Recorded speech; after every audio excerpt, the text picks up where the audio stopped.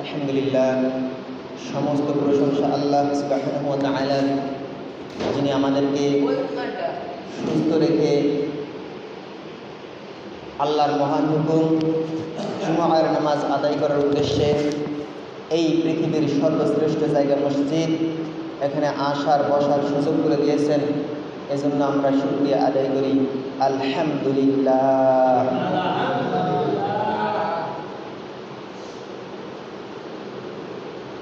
সম্মানিত উপস্থিতি,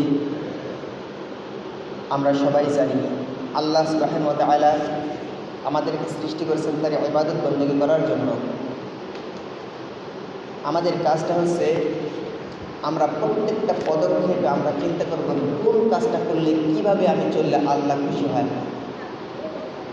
আমাদের উদ্দেশ্য থাকবে আল্লাহর ইবাদত বন্দেগী করা, আল্লাহকে খুশি করা। আমরা যদি আল্লাহকে খুশি করতে পারি, আল্লাহ যদি আমার কাজ কর্ম কথাবার্তায় সব কিছুতে খুশি হয়ে যায়, আমি ধন্য হয়ে যাব। আর যদি আমার কাজ কর্ম কথাবার্তায় দুনিয়ার সব মানুষ খুশি, আল্লাহ খুশি না, তাতে আমার কোনো ফল হবে না। মাতাউন কালিল, হয়তো যতদূর দুনিয়ায় আমি বেঁচে থাকবো হয়তো অতদিনই আমার উপকার হবে, কিন্তু যখন আমি মৃত্যুবরণ করব তখন আমার এই যশ, আমার এই খ্যাতি, আমার এই ভালোবাসা, আমার এই গ্রহণযোগ্যতা কোনো কিছুই কোনো কাজে আসবে না। এজন্য আমাদের প্রত্যেকটা জিনিস আমরা যাই করি, আমরা নামাজ পড়ি, রোজা রাখি, কোরবানি করি, হজ করি, যাকাত করি, যাই করি না কেন সমস্ত কিছুর উদ্দেশ্য হচ্ছে একমাত্র আল্লাহ সুবহানাহু ওয়া তাআলাকে খুশি করা। আমরা অনেকেই মনে করি যে শুধু নামাজ পড়াই বোধ হয় ইবাদত, কিন্তু না, শুধু নামাজ পড়াই ইবাদত না। একজন মুসলিম তার 24টা ঘন্টাই তার ইবাদতের ভিতরে কাটে, 24টা ঘন্টা। একজন মুসলমান ঘুম থেকে উঠল, ঘুম থেকে ওঠার পরে সে দোয়া পড়বে, আলহামদুলিল্লাহিল্লাযী আহইয়ানা বা'দামা আমাতানা ওয়া ইলাইহিন নুশুর। একজন মুমিন বান্দা যখন সে ঘুম থেকে উঠল তখন সে ঘুমের দোয়াটা পড়ে নিল, ঘুম থেকে ওঠার দোয়া পড়ে নিল। এরপরে বান্দা ঘর থেকে বাইর হলো, বিসমিল্লাহি তাওয়াক্কালতু আলাল্লাহ, এই দোয়া করিয়া ঘর থেকে বাইর হইল। ঘর থেকে বাইর হওয়ার পরে ওযু ইস্তেনজা করিয়া নামাজের উদ্দেশ্যে যত পদক্ষেপগুলো নিল, এই যে ঘুম থেকে উঠল ফজরের নামাজ পড়ার জন্য যতগুলো পদক্ষেপ নিল, প্রত্যেকটা পদক্ষেপ একটা একটা দান সদকা হিসেবে আল্লাহ কবুল করে নেন। আমরা মনে করি শুধু নামাজ পড়া ইবাদত, কিন্তু শুধু নামাজ পড়া ইবাদত নয়, আমরা বাস্তব জীবনে যত কাজ করি সমস্ত কাজই আল্লাহ সুবহানাহু ওয়া তাআলার ইবাদত। আমরা মানুষের সাথে একটা ভালো কথা বলবো, এই ভালো কথা বলাটাও ইবাদত।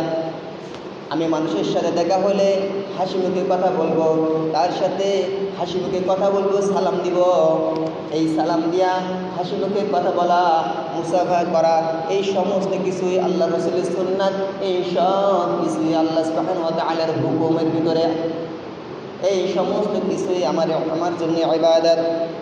আল্লাহ রাসূল সাল্লাল্লাহু আলাইহি ওয়াসাল্লাম তার পবিত্র কালামের ভিতরে বলতেছেন, আলা কুল্লি মুসলিমিন সাদাকা। আল্লাহ রাসূল সাল্লাল্লাহু আলাইহি ওয়াসাল্লাম তার সাহাবীদের উদ্দেশ্য করিয়া বলতেছেন, আলা কুল্লি মুসলিমিন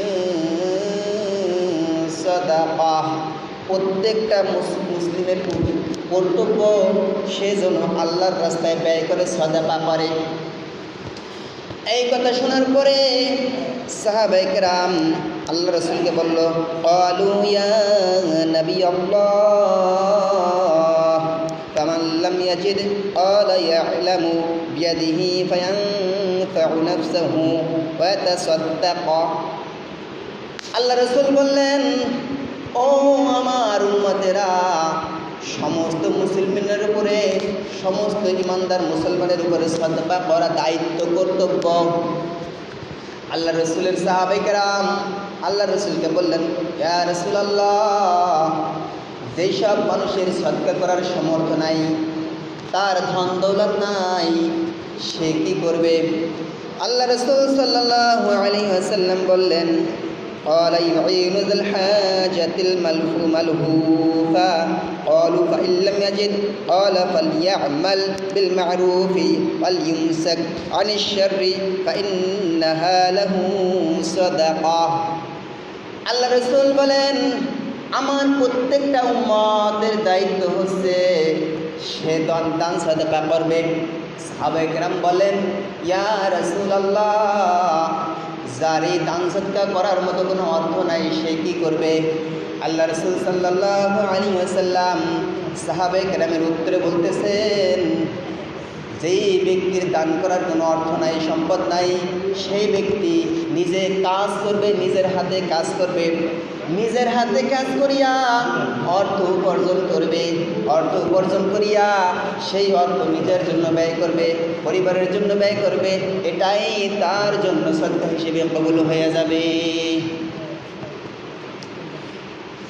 এই কথা শোনার পরে সাহাবায়ে কেরাম বলেন, ইয়া রাসূলুল্লাহ, ফাইল্লাম ইয়াজিদ ক্বালা ফালইয়ামাল বিল মারুফ।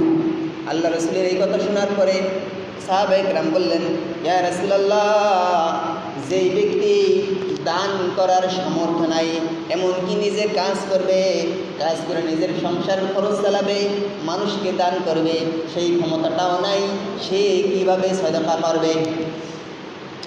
এই কথা শোনার পরে আল্লাহ রসুল সাল্লাল্লাহু আলাইহি ওয়াসাল্লাম বললেন, ফালইয়ামাল বিল মারুফ।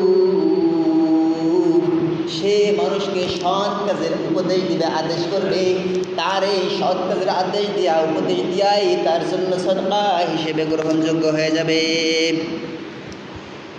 এই কথা শোনার পরে সাহাবায়ে কেরাম বললেন, ইয়া রাসূলুল্লাহ, যার এই সৎ কাজ করার যোগ্যতা নাই, যার এই সৎ কাজ করার মতো সামর্থ্য নাই, সে কী করবে? আল্লাহ রাসূল উত্তরে বললেন, যার এই সৎ কাজ করার কোনো ক্ষমতা নাই, সে নিজে ভালো কাজ করবে, অন্যায় থেকে বিরত থাকবে। এই অন্যায় থেকে বিরত থাকা, নিজে ভালো কাজ করাই তার জন্য সদকা হিসেবে গ্রহণযোগ্যতা পেয়ে যাবে। আল্লাহ রাসূল এই হাদিসের ভিতরে বলতেছেন, আমার প্রত্যেকটা উম্মতের দায়িত্ব হচ্ছে আল্লাহর রাস্তায় সদকা করা। প্রত্যেকের দায়িত্ব হচ্ছে সদকা করা। যার অর্থ সম্পদ আছে তার কর্তব্য আল্লাহর রাস্তায় সদকা করা। যার অর্থ সম্পদ নাই তার কর্তব্য হচ্ছে নিজের বাহুবলে কাজ করিয়া, ওই কাজের অর্থ উপার্জন করিয়া নিজের ফ্যামিলির জন্য, সংসারের জন্য ব্যয় করবে। এরপরে যদি কোনো কিছু থাকে সে মানুষের কল্যাণের জন্য দান করবে, এটাই তার জন্য উত্তম হবে। আর যদি কেউ এটারও সমর্থ না হয়, তখন সে মানুষকে ভালো কাজের উপদেশ দেবে, মন্দ কাজ থেকে বিরত থাকার জন্য উপদেশ দেবে। তার এই উপদেশ দেওয়াটাই সদকা হিসেবে গ্রহণযোগ্যতা পেয়ে যাবে। যদি কোনো ব্যক্তি এই কাজটা করতে না পারে, তখন সেই ব্যক্তি নিজে সৎ কাজ করবে, অন্যায় থেকে বেঁচে থাকবে। তার এই সৎ কাজ করা, অন্যায় থেকে বেঁচে থাকাটাই হবে আল্লাহর রাস্তায় সাদকা করার সওয়াব। আল্লাহ রাসূল সাল্লাল্লাহু আলাইহি ওয়াসাল্লাম বলেছেন, ইয়াদিলু বাইনাল ইথনাইনি সাদাকা। আল্লাহ রাসূল বলেন, যদি দুইজন ভাইয়ের ভিতরে দ্বন্দ্ব লেগে যায়, এই দ্বন্দ্ব মেটানোর জন্য, ভাইয়ের মীমাংসা করার জন্য যে পদক্ষেপ করবে, ন্যায় বিচার করবে, এই ন্যায় বিচার করাটাও সাদাকা।